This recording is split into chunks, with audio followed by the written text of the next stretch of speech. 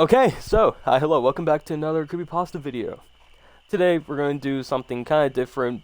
I already done something related to Disney and Mickey Mouse before, but this time we're doing something, more kind of sinister in degree. So, I'm gonna be reading out and reading Suicide Mouse.Avi. I know this video is probably not going to do well on the algorithm because YouTube does not like anything that involves anything sad, and I think the word suicide is pretty bad, especially on YouTube's algorithm. So if this video gets seen by like 2 people, then hi. But yeah, so let's get into it. So,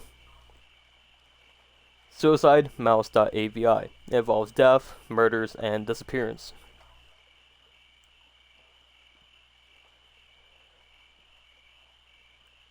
So, do any of you remember those Mickey Mouse cartoons from like the 1930s? The ones that you were just put out on DVD a few years ago? Well, I hear there's this one unreleased to even the most avid classic Disney fans. According to sources, it's nothing special, it's just a continuous loop like the Flintstones, of Mickey Mouse walking past 6 buildings that go on for 2 or 3 minutes before fading out. Unlike the QC tunes put in though, the song in the cartoon was not a song at all. Just a constant banging on the piano for a minute and a half before going to white noise for the remainder of the film. It wasn't the jolly old Mickey Mouse we'd come to life either. Mickey wasn't dancing, not even smiling. Just kind of walking as if you or I were walking. With a normal facial expression, but for some reason, his head tilted side to side as he kept a dismal look. Up until a year or two ago, everyone believed that after it cut to black and that was it. When Leonard Maltin was reviewing the cartoon to be put into the complete series, he decided it was too junk to be put on DVD. But wanted to have a digital copy due to the fact that it was a creation of Walt. When he had digitized a version up on his computer to look at the file, he noticed something. The cartoon was actually 9 minutes and 4 seconds long. This is what my source emailed to me and in full, and he is a personal assistant of one of the higher executives at Disney, and even acquaintance of Mr. Maltin himself. After it cut to black, it stayed like that until the 6th minute, before going back into Mickey walking. The sound was different this time. It was a murmur. It wasn't a language, but more like a gurgled cry. As the noise got more indistinguishable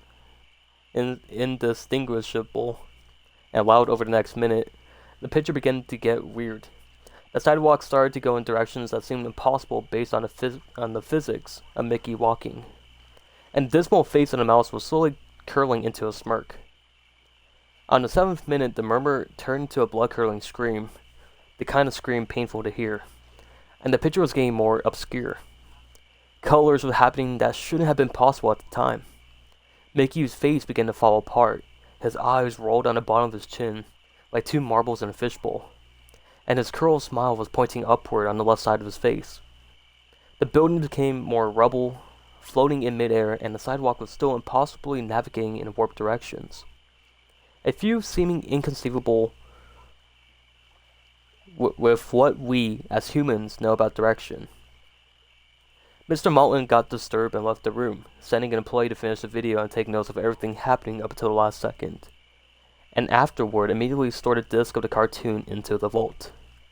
This distorted screaming lasted until 8 minutes and a few seconds in, and then it abruptly cuts Mickey Mouse's face at the credits of the end of every video, before it sounded like a broken music box playing in the background. This happened for about 30 seconds, and whatever was in that remaining 30 seconds, I haven't been able to get a sliver of information about. From a security guard working under me who was making rounds outside that room, I was told after the last frame the employee stumbled out of the room with pale skin saying, "Real suffering is not known," 7 times before speedily taking the guard's pistol and offing himself on the spot. The thing I couldn't get out of Leonard Maltin was the last frame of the piece of Russian text that roughly said, "The sights of hell bring its viewers back in." And as far as I know, no one else has seen it, but there have been dozens of attempts at getting the files on rapid share by employees inside the studios, all of whom had been promptly terminated of their jobs. Whether it got online is not up for debate, but if the rumors serve me right, it's online somewhere under Mouse.Avi. If you ever find a copy of the film, I want you to never view it, and to contact me by phone, immediately, regardless of the time when a Disney death is covered up, as well as this. It means this has to be something huge. Get back at me. TR. I've yet to find a copy of this, but it is out there. I know it. Okay.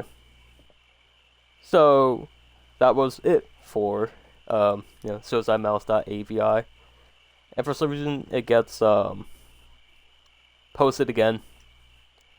But yeah. If you guys are, avid watcher of my channel, you guys kind of know my distaste towards Disney, and it's not really that I hate the cartoons or shit they make. It's about all the cover-ups they do. I have a 2-hour-long video if you're interested of all the deaths that happened at Disneyland. It's from like June of this year, so you can go check that out. I read out every single death Disneyland have had. So it's kind of a sad video. There's also Disney is not a good thing. They are money hungry and just somewhat of a bad company overall. But yeah, I don't have anything else to say. That was suicidemouse.avi. Hopefully you all enjoyed the little read.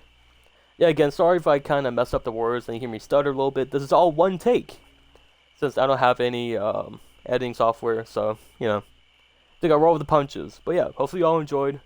Like every YouTuber, please do like and subscribe. It helps out the channel and tells YouTube that I'm doing something well.